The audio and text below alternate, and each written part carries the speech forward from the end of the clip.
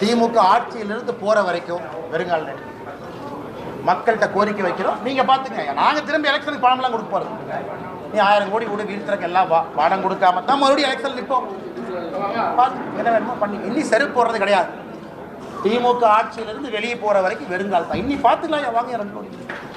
சும்மா அந்த வடக்கு தெற்கு எத்தனை நாள் ஏதோ ஒரு இடத்துல நிற்பேன். 234 தொகுதி இருக்குல்ல, மக்கள் நம்பி நிற்போம், பார்த்துக்குவாங்க. ஆனால் நாளைக்கு கோவையில் என்னோட இல்லத்திற்கு முன்பு இது நடக்கும். நம்ம செய்தி தொடர்பாளர் உங்களுக்கு சொல்லிடுவாங்க 10 மணிக்கு சரியான.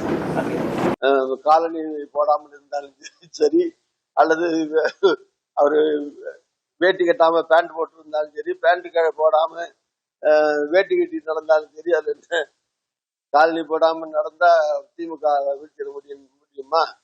ஒருவேளை காலனி போடாமல் நடந்தா காலுக்கு நல்லது மேலுக்கு நல்லது யாராவது சொல்லியிருக்கலாம், தெரியாது அது. அதனால இதெல்லாம் வந்து ஒரு சும்மா வேடிக்கை காட்டுற விஷயமாக நான் பார்க்கிறேன். எதுக்கு போயிடப்படுறாருங்கப்பா, ஒரு மனுஷன் எவ்வளவு ஷார்ட் அடி தாங்க முடியும்? அவர் அப்படி சொல்றது தெரியல எனக்கு.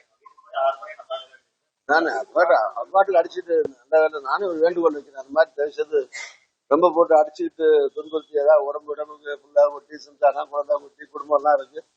அவங்க வந்து நல்ல நாமளே இந்த நாள் வாழ வேண்டும், தமிழ்நாட்டில இருந்து அரசியல் செய்ய வேண்டும் என்றுதான் விரும்புகிறேன் தவிர இந்த மாதிரி கசையடி பட்டு அவர் கசங்கி போகக்கூடாது.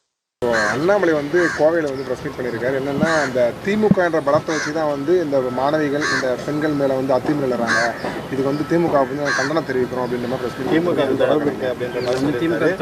அது மட்டும் இல்லாமல் நாளை காலையில் அவருடைய வீட்டுக்கு முன்பாக சாட்டையால் அடிச்சுக்க போகிற இந்த சம்பவத்தை இது கண்டித்து அப்படின்ற மாதிரி சொல்லுங்கள். மேலும் ஒருவேளை அவர்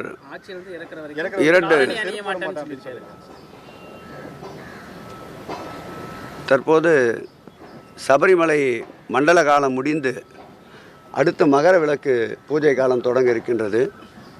ஒரு சிலர் விரத காலங்களில் மாலை அணிந்து கொண்டு இருப்பவர்கள் காலிலே செருப்பு போடாமல் இருப்பார்கள்.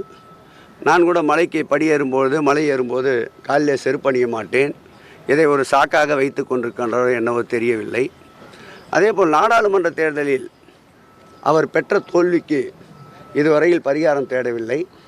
பல பேட்டிகளை நீங்களே கண்டிருப்பீர்கள். நிச்சயமாக கொங்கு மண்டலத்தில் அனைத்து தொகுதிகளிலும் நாங்கள் வெற்றி பெறுவோம்.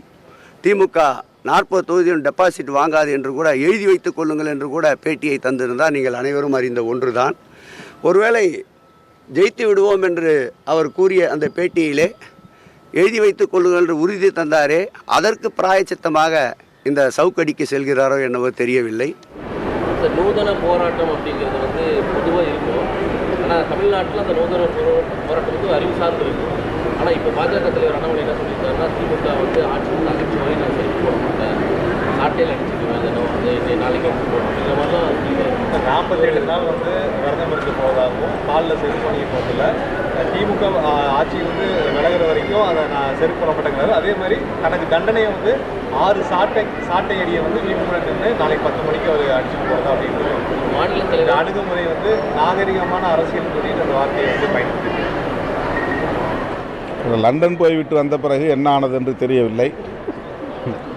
ஏன் அவர் இப்படிப்பட்ட முடிவை எடுக்கிறார் என்பது வருத்தமளிக்கிறது. தன்னைத்தானே வருத்தி கொள்ளும் அகிம்சா வழி போராட்டத்தை காந்தியடிகளைப் போல கையில் எடுக்கிறாரா என்று தெரியவில்லை. ஆனால் காந்தியடிகள் கூட இப்படிப்பட்ட போராட்டங்களை அறிவித்ததில்லை. உண்ணாநிலை அறப்போராட்டம் சரி, தன்னைத்தானே சவுக்கால் அடித்துக் கொள்வது, சாட்டையால் அடித்துக் கொள்வது அதிர்ச்சியாக இருக்கிறது. அவருடைய போராட்ட அறிவிப்புகள் நகைப்புக்குரியவையாக மாறிவிடக்கூடாது.